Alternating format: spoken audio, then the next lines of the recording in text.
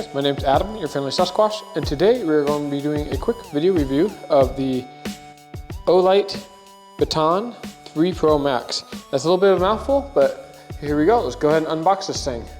And there it is, the Olight Baton 3 Pro Max.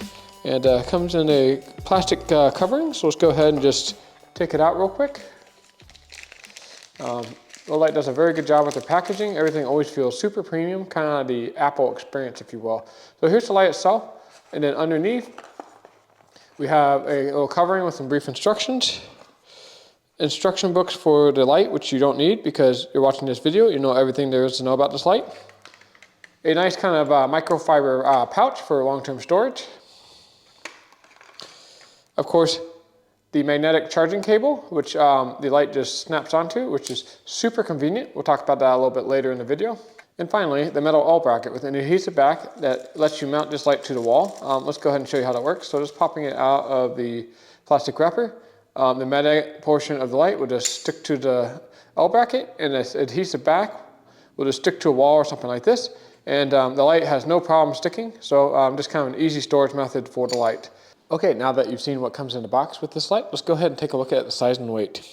The length of this light is 4.49 inches. The diameter of this light is 1.02 inches, which is pretty remarkable.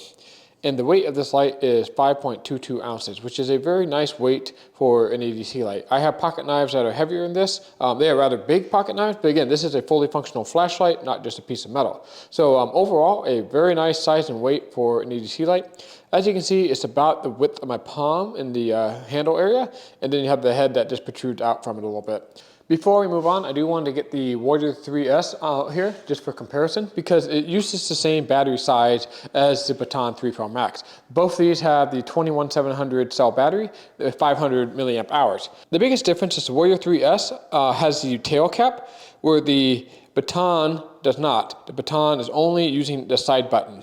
A few other little differences. The Warrior 3S has some anti-roll spots on the side, and the tail cap definitely protrudes out the back a little bit. If you put the heads together, you'll see that the actual grip area is about the same and the head's about the same. However, that tail cap really does add quite a bit of length to the Warrior 3S. While we're talking about the different tones of white, let's go ahead and talk about the actual specific kelvins for them. The cool white is going to be between 5700 and 6700 kelvins. The neutral white is going to be between 4000 and 5200 Kelvin. And the warm light is going to be between 3000 and 4000 Kelvin for those of you who are interested. Alright, so that's the size and weight of this light and how it stacks up to the new Warrior 3S. Let's go ahead and take a look at some of the actual features of this light and what makes it special. Firstly, in true Olight fashion, this is machined out of aerospace grade aluminum, most likely the 6061 T6 variant.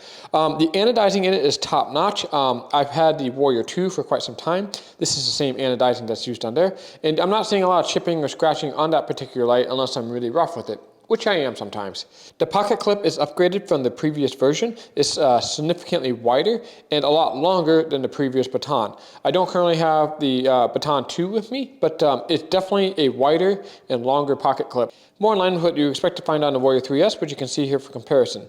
There are some minor differences. You can see there's a small hole in the Baton 3 Pro Max, where the Warrior 3S does not have the small hole in the bottom of the pocket clip. However, the width and the length of both pocket clips appear to be very similar.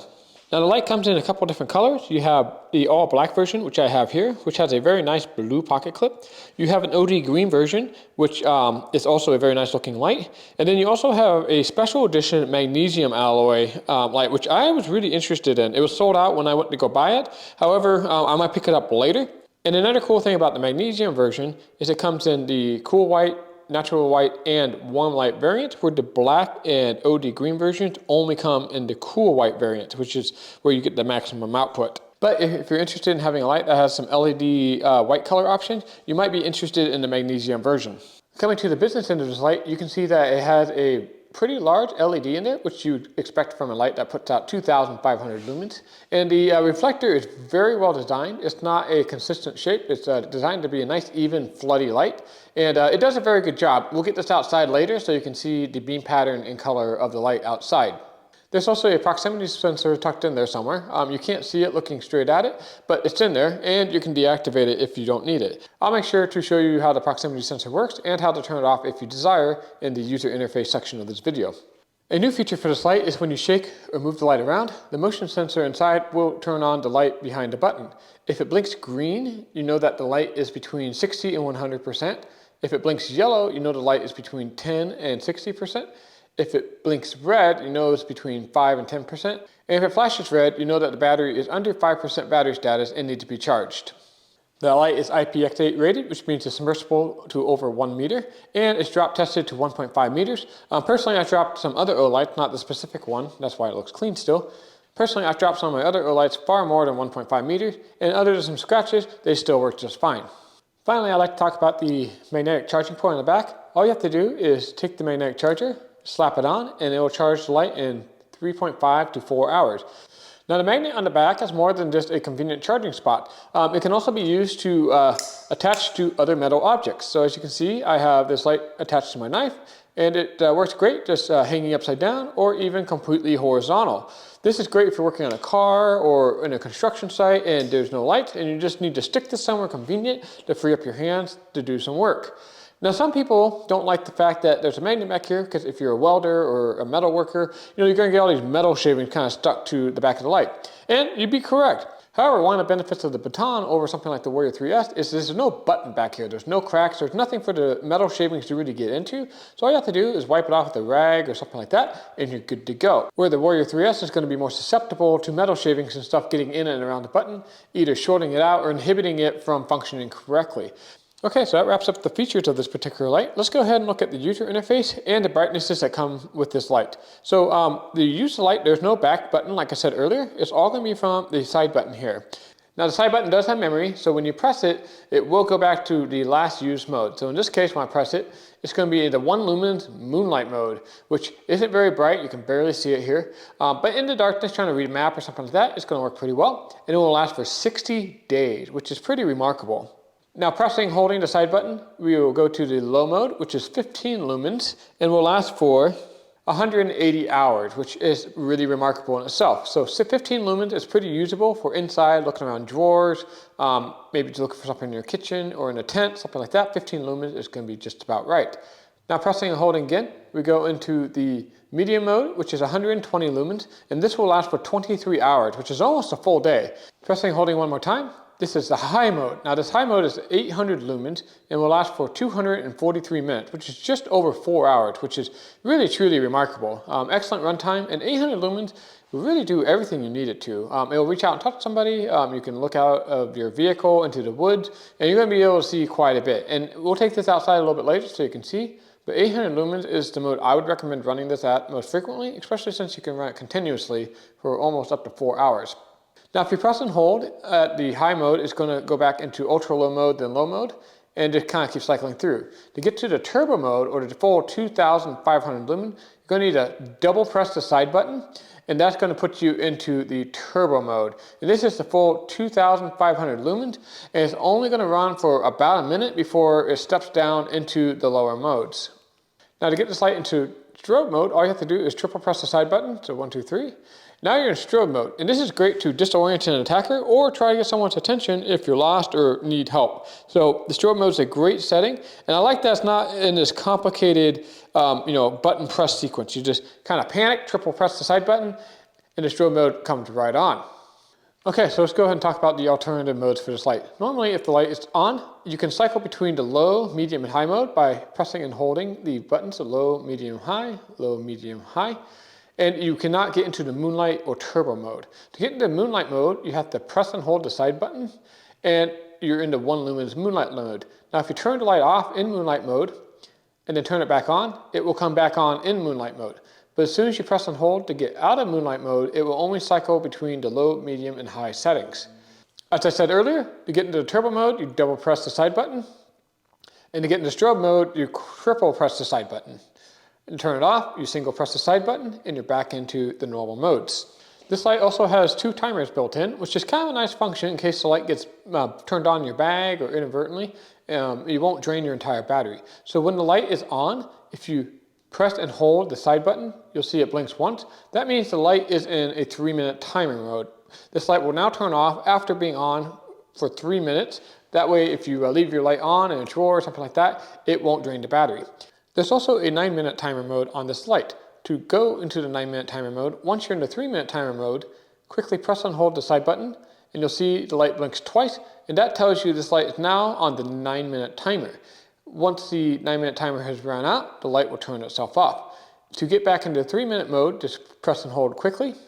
You'll see the single blink. That's into 3-minute mode.